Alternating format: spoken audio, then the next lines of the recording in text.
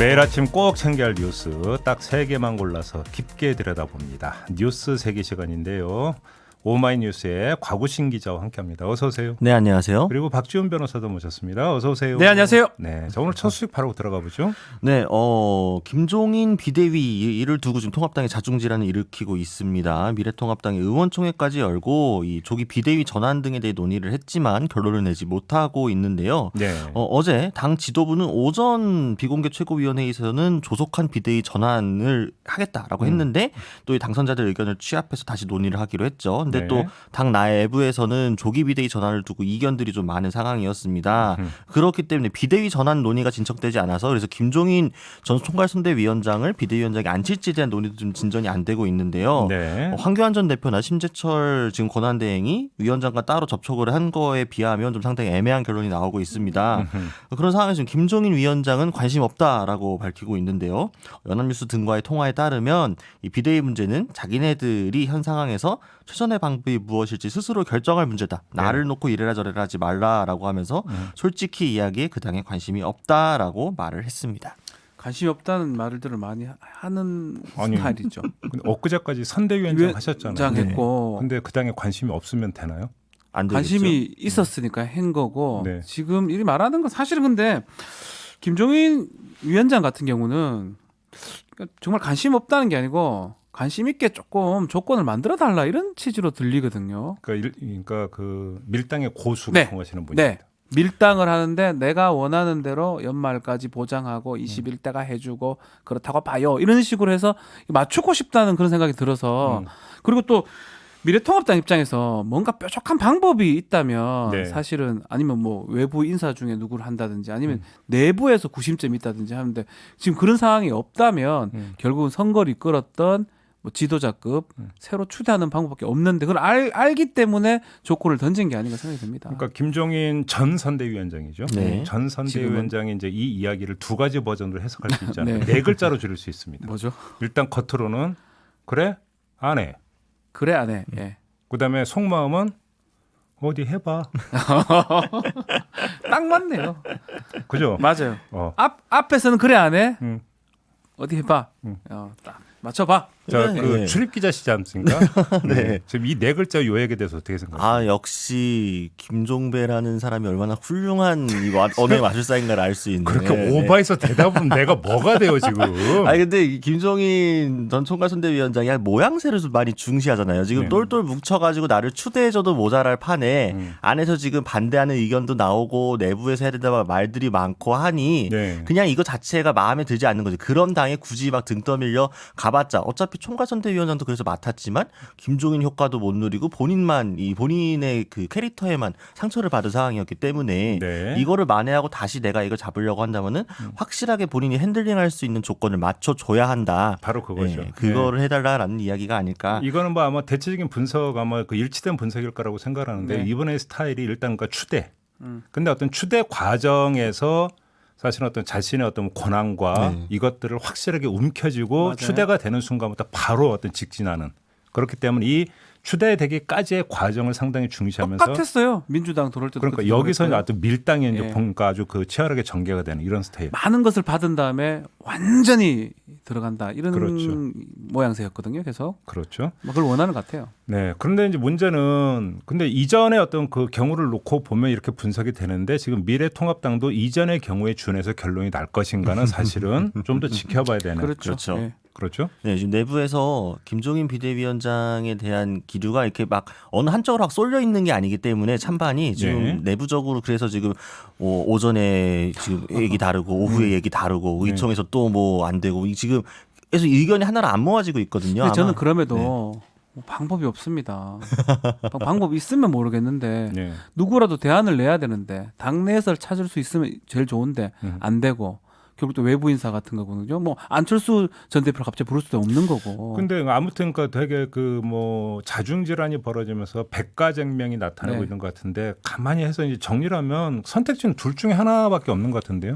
뭐 하나는 김종인 비대위 체제로 가든지 이렇게 되면 비대위가 좀 장기화된다고 봐야 돼요. 오래 간다 봐야죠. 그쵸? 그게 김종인 비대위가 안 된다라고 한다면 결국은 최대한 빨리 조기 전대를 전대 열어서 조기전대죠. 그냥 뭐 당 대표를 선출하는 결국은 그렇죠. 선택지 이 두 가지 이렇게 뭐 정리해도 되는 거 아닌가요? 조기 전대 하기에도 구심점이 없다는 거죠. 그런데 이제 조기 전대가 되어버리면 이 비대위라고 하는 것은 이제 사실상 아무 의미가 없고 그렇죠. 그러니까 전대위 준비 네. 그렇죠. 네, 그냥 관리형으로 딱 그렇죠. 그냥 전대에 넘기는 것만. 그걸 하지 말라는 거거든요. 김종인 네. 전 대표는요. 그걸 하지 말라는 뜻이에요. 그런데 이 문제는 조기 전대를 가기 위해서는 전대에 나설 사람들의 이제 몸풀 시간과 네. 어떤 입지 정리가 이제 필요한 것인데 이제 그럴 여유가 있느냐라고는 이제 문제가 발생을 하니까 그러니까 여기서 어떤 뭐냐면 백가쟁명이 이루어지는 게 아닌가 이렇게 좀 봐야 될 것 같습니다. 정확합니다. 예. 네. 그래서 결론 어떻게 될 것 같아요? 좀 더 보자. 지켜보자. 네. 예. 왜냐하면 지금 뭐 하루 이틀 내에 정리될 사안은 아닐 것 같고요. 네. 자 다음 뉴스로 넘어가죠. 네, 정광훈 목사가 56일 만에 보석 석방이 되었습니다. 이 광화문 집회 등에서 특정 정당의 지지 호소를 한 이 혐의로 구속되었던 상태였는데 지금 법원의 보석 결정으로 석방이 됐죠. 지난 2월 24일 구속되었으니까 56일 만입니다. 네. 재판부는 이게 형사소송법이 정하는 필요적 보석 사유에 해당한다고 판단을 했다는데요. 또 뭐 어려운 단어 뭐 나오네. 증거를 인멸하거나 관련자에게 해를 끼칠 염려가 있다고 믿을 만한 충분한 이유가 없다라는 거였습니다. 그래서 네. 석방 조건들이 좀 붙긴 했는데요. 뭐 보증금 5천만 원이라든가요, 주거지에만 머물 것, 그다음에 이제 집회 시위 등에 나가서면 안 되고 출입 그 3일 이상 출국을 할 때도 신고를 해야 되고 뭐 등등등이 붙어 있습니다. 네. 특히나 이제 법원에서 강조를 했던 거는 이 사건과 관련될 수 있거나 위법한 일체 집회나 시위에 참가해서는 안 된다라고 강조를 했습니다. 이제 나와서 근데 정광훈 목사는 나를 여기에 집어넣고 선거를 조작하려 했는데 성공했다고 본다라는 말을 하면서요. 진실과 진리는 변하지 않는다라고 이야기를 했습니다. 또 자기보다 더 억울하게 구속된 사람이 박근혜 전 대통령이다라고 말하기도 했습니다. 지금 보석을 이제 했던 거는 사실은 사정이 좀 변경됐을 가능성이 있습니다. 건강상 이유도 얘기를 했거든요. 네. 뭐 급사 얘기를 급사할 했어요. 위험이 있다. 뭐 근데 이런 그걸 식으로. 뭐 받아들였다고 보기는 어렵지만 어쨌든 간에 그런 어떤 진단서라든지 이런 부분들을 재판부가 봤을 거라고 생각이 들고 그거보다는 일단 공직선거법 위반인데 실형 사안이냐 아니냐 이 부분 좀 중요합니다. 아, 이미 구속했을 때는 그때는 또 다른 이유도 많았었어요. 전과도 네. 있는데 또 반복하고 있고 선거에 영향을 끼치니까 예. 구속을 했는데 이제 선거도 예. 끝났고 예. 실형 사안이 그 선상이 공직선거법 위반으로 구속되는 경우는 좀 드물거든요, 사실은. 선거법 위반으로 뭐 돈이 오가지 않은 이상. 네. 그래서 그런 부분들이 이제 반영이 됐다고 보는 게 맞는 것 같습니다. 근데 필요적 보석은 뭐예요? 그 표현이 다 일반적으로 보석이 원칙으로 돼 있어요. 우리 조문상으로. 예. 그러니까 무조건 해당만 하면 무조건 풀어주는 걸 원칙으로 합니다. 네, 원래 네. 원칙은 그렇죠. 원칙으로 하는데 예. 해당 그 조문에 안 맞았을 때나 보석을 하고 보석이 이 구속 예외거든요. 그 예. 얘기를 하기 위해서 이렇게 표현을 하는 겁니다. 그래요? 네. 그냥- 구속이 예외고 풀어주는 게 저는 아니 그러니까 보석에도 종류가 여러 가지가 아닙니다. 있나요? 이미 보석이 있고 필요 보석이 있긴 한데 예. 풀어주는 게 원칙이다. 이걸 예. 말하려고 그러는 겁니다. 아이가 법률 용어 외우는 거 참 힘들 것 같아요. 그래서 이제 과거 사법 시험이 그렇게 어려웠던 거예요? 암기만 하면 되긴 한데 지금 아, 없어졌으니까. 그런가요? 예. 아무튼 뭐 이제 법원이 이제 뭐 그 보석 결정을 했기 때문에 뭐 이거에 대해서 뭐 가타부터 해봤자 별로 이제 의미는 없을 것 같고요. 네. 아무튼 근데 이제 그 보석으로 풀려나자마자 했던 이야기가 또 네. 위험해요. 조건을 붙였거든요, 분명히. 네. 위법 시위 같은 거 만약에 나간다면 사랑제일교회가 계속 예배하고 서울시하고 갈등이 있고 혹시나 집회 같은 걸 또 강화문 같은 데 한다면 네. 보석 취소가 될 수가 있어요. 그럼 또 돌아야 돼요. 그러니까 그 부분을 이제 본인이 할 수 있을지 말은 이렇게 막 떳떳하게 한 것 같은데 네. 과연 집회 시위 이런 걸 할 수 있을지 그 부분을 우리가 봐야 될 것 일단 뭐 같습니다. 본인은 이제 그거 안 한다. 네네. 라고 그런 이제 얘기를 분명히 했습니다. 이야기를 했으니까 만약에 이제 그것도 그렇게 해 버리는 순간에 다시 어떤 재수감이 될 수 있는 그렇죠. 보석 취소가 딱 되는 거죠. 이유가 그러면. 돼버리는 예, 거잖아요. 예. 그래서 뭐 이제 그거는 쉽지는 않을 거라고 보는데 나오자마자 했던 이야기가 나를 여기에 집어넣고 선거를 조작하려 했는데 성공했다. 지금 보수 유튜버들이 하고 있는 부정선거 주장 똑같아요. 지금 이 얘기가. 그건 지금 장단 맞추는 이야기라고 봐야 되는 거잖아요. 그렇죠. 지금 사전 선거에서를 중심으로 해가지고 지금 투표가 부정선거가 일어났다, 네. 수도표 조작됐다 이런 이야기가 지금 보수 유튜버들을 중심으로 엄청나게 퍼져 있고 심지어 지금 미래통합당 주요한 의원들 중에서도 스피커들이 이런 이야기를 하고 있거든요. 뭐 차명진 박정준 후보도 의원도 그런 얘기를 했었죠. 그런 얘기를 하고, 그러니까 그래갖고 지금 이준석 최고위원이 이제 그것과 선을 그으려고 좀 하고 있는데 오히려 당 중심에서는 이걸 좀 받아가지고 예. 이걸로 좀 어떻게 좀 흔들어 보려는 모양새가 좀 나오고 있거든요.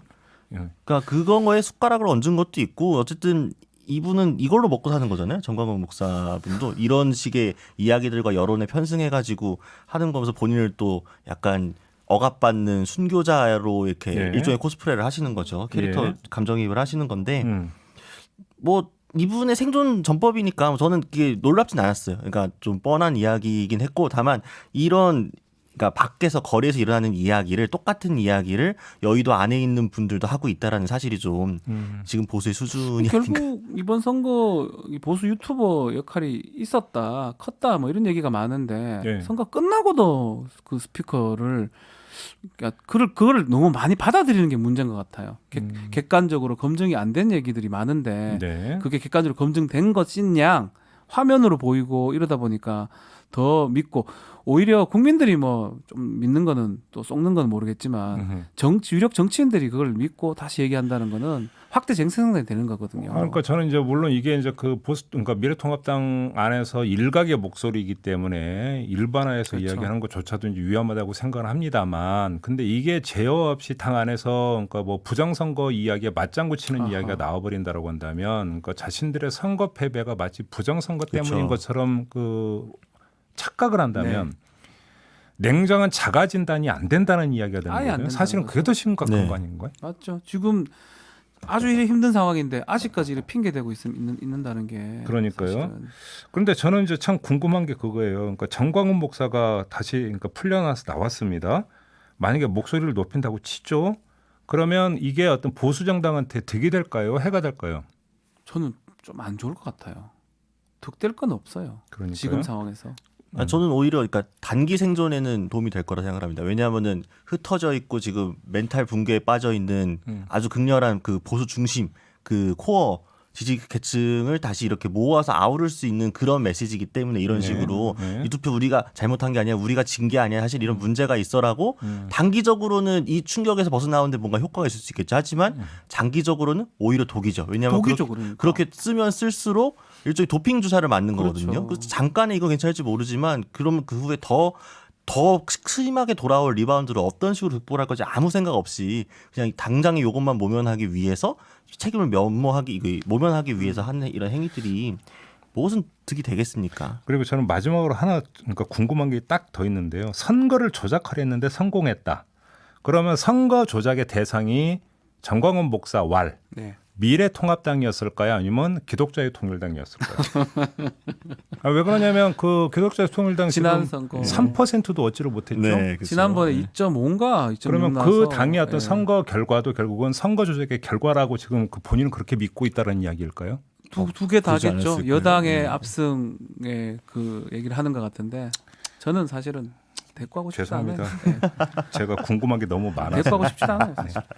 자, 마지막 뉴스로 넘어가겠습니다. 네, 방송통신위원회가 TV조선과 채널A를 조건부 재승인했습니다. 네. 방통위는 이번이 정말 마지막이라면 TV조선에 3년분의 조건부 재승인을 의결을 했고요. 2017년에도 한 번만 더 기회를 주겠다라고 한 적이 있었는데요. 그리고 또 채널A는 재승인 심사에서 과락 없이 기준 점수는 넘었는데 이 재승인 의결을 앞두고 지금 모두가 다 아는 그 사건이 일어났기 때문에 네. 이 문제의 자체 조사 및 앞으로 수사 결과를 보고 이 재승인 처분을 취소할 수 있다. 이 철회권 유보 조건을 부과했습니다. 네.